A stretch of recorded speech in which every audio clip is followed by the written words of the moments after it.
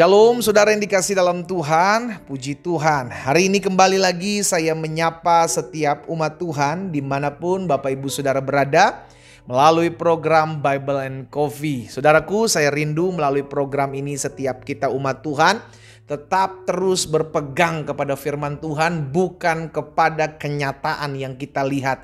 Karena seringkali kenyataan yang kita lihat membuat kita takut, membuat kita stres, membuat kita khawatir. Tetapi ketika kita berpegang kepada janji Tuhan, firman Tuhan, maka timbul pengharapan. Karena kita percaya Dia Allah yang berjanji dan Dia pasti menggenapi apa yang Dia janjikan dalam kehidupan setiap kita. Hari ini kita kembali akan merenungkan firman Tuhan. Kita berdoa, kita datang kepada Tuhan. Bapa, dalam nama Tuhan Yesus, terima kasih buat kasih setia Tuhan yang terus menopang kami. Kami sadar kalau kami hidup hari ini semua karena kebaikan Tuhan. Kami hidup berdasarkan anugerah Tuhan dalam kehidupan kami. Itu sebabnya kami rindu untuk tetap terus tertanam dalam kebenaran firman-Mu. Roh Kudus, sampaikan sesuatu bagi masing-masing kami. Urapi kami sehingga kami mengerti akan kebenaran. Dan biarlah kebenaran ini yang memerdekakan hidup kami. Di dalam nama Tuhan Yesus Kristus kami berdoa. Haleluya. Amin, amin. Puji Tuhan. Saudara yang dikasih dalam Tuhan, ada satu kebenaran firman Tuhan yang saya mau bagikan hari ini buat setiap kita.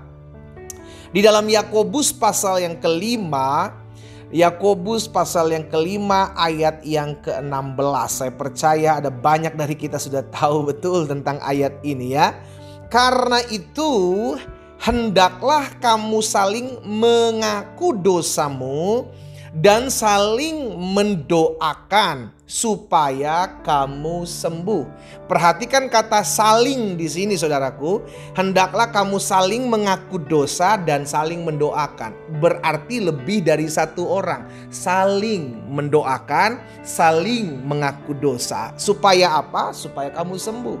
Karena dampaknya ketika saling mengaku dosa, saling mendoakan, maka doa orang benar, doa orang yang benar bila dengan yakin didoakan sangat besar. Bukan cuma sangat besar, bukan cuma besar kuasanya, tetapi sangat besar kuasanya, saudaraku dikasih dalam Tuhan.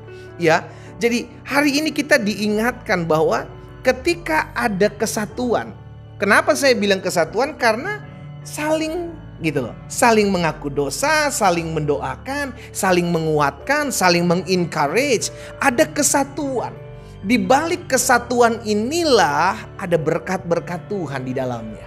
Dan ini yang terjadi hari-hari ini. Kalau iblis tidak bisa menghalang-halangi umat Tuhan, gereja Tuhan bertumbuh, maka iblis memecah-mecah gereja. Kenapa? Memecah-mecah hamba Tuhan. Kenapa? Karena ketika gereja terpecah-pecah, hamba Tuhan terpecah-pecah, umat Tuhan terpecah-pecah, maka tidak ada doa yang besar kuasanya.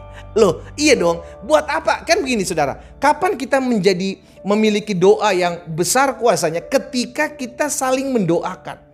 Dengan kata lain, fokus kita bukan lagi kepada pribadi kita. Saling mendoakan berarti engkau menolong orang lain, mendoakan orang lain. Sehingga pada akhirnya ketika kita ada saling mendoakan, saling mengaku dosa, saling mengencourage, saling menguatkan satu dengan yang lain, ada satu kesatuan. Dan dampak dari satu kesatuan adalah kuasa. Dampak dari satu kesatuan ada berkat-berkat Tuhan. Itu sebabnya kenapa secara khusus dalam Yohanes 17 Tuhan Yesus berdoa buat kesatuan murid-muridnya. Kenapa? Karena dalam kesatuan ada kuasa. Dalam kesatuan ada terobosan, dalam kesatuan ada mujizat. Galatia pasal yang ke-6 ayat 2 bilang begini, bertolong-tolonganlah menanggung bebanmu. Bicara bertolong-tolongan bukan bicara tentang diri sendiri. Bertolong-tolongan menanggung beban berarti bicara untuk orang lain. Do something, buat lakukan orang lain. Sama seperti Yakobus 5 ayat 16. Saling mendoakan, saling mengaku dosa, saling support, saling mengingatkan. Ada bertolong-tolongan. Sehingga akhirnya Galatia dalam Rasul Paulus kepada jemaat Galatia mengatakan, kamu sudah memenuhi hukum Kristus. Kapan seseorang dikatakan memenuhi hukum Kristus?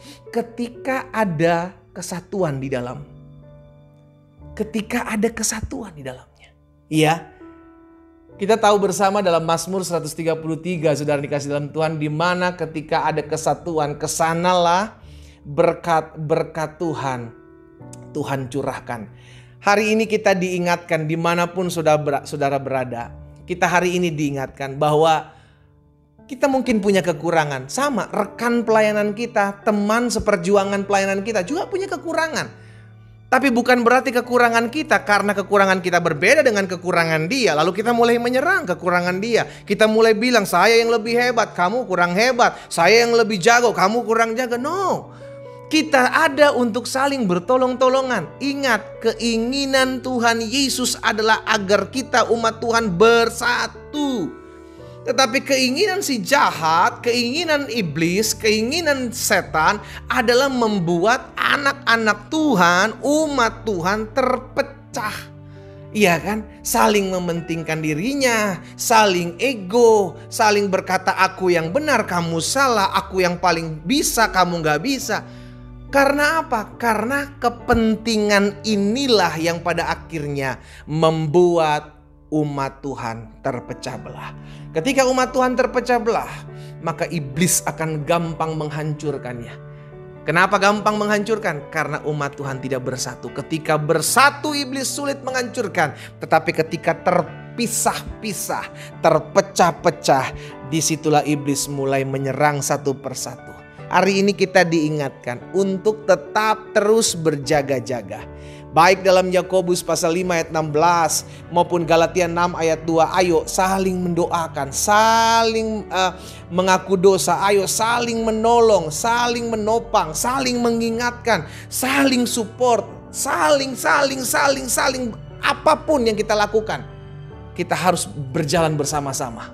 Karena ketika kita mulai berjalan bersama-sama, ada berkat-berkat Tuhan di dalamnya, ada kuasa di dalamnya. Kita boleh berbeda, tapi jangan sampai perbedaan kita membuat kita terpecah-pecah. Kita boleh memiliki latar belakang yang tidak sama, tetapi jangan sampai latar belakang yang tidak sama ini membuat kita terpisah-pisah. Justru kita mesti menyadari bahwa latar belakang yang berbeda-beda, ketidaksamaan ini menjadikan suatu kekayaan untuk kita tetap terus bersatu, bergandengan tangan, merebut jiwa-jiwa untuk hormat dan kemuliaan nama Tuhan. Tetaplah bersatu. Karena dalam kesatuan ada kuasa Tuhan, ada berkat-berkat Tuhan, ada mujizat Tuhan dinyatakan dalam hidup kita. Kita berdoa, kita datang kepada Tuhan. Bapa, terima kasih buat setiap benih firman Tuhan yang hari ini kami dengar. Oh Tuhan Yesus, tolong agar setiap kami anak-anak Tuhan tetap terus bergandengan tangan.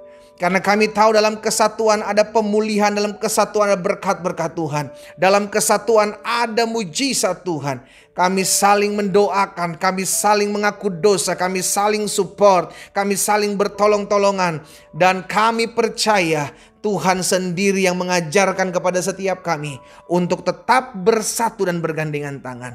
Hamba berdoa di mana-mana tempat umat-Mu berada mendengarkan firman-Mu. Apapun latar belakang kami, dari berasal denominasi manapun gereja kami percaya Yesus tetap Tuhan yang menyatukan kami. Yesus tetap Tuhan yang memberkati kehidupan setiap kami. Terima kasih Tuhan Yesus. Hari ini hamba juga berdoa buat yang sakit. Sebab ada tertulis, disampaikan firman, disembuhkan mereka. Tergenapi hari ini dalam nama Yesus. Dan oleh bilur-bilur-Mu kami yang sakit sudah dijamah dan disembuhkan Tuhan. Terima kasih Bapa yang baik. Berkat-Mu ada atas setiap umat-Mu dimanapun mereka berada. Demi nama Yesus Kristus Tuhan kami berdoa. Haleluya. Amin.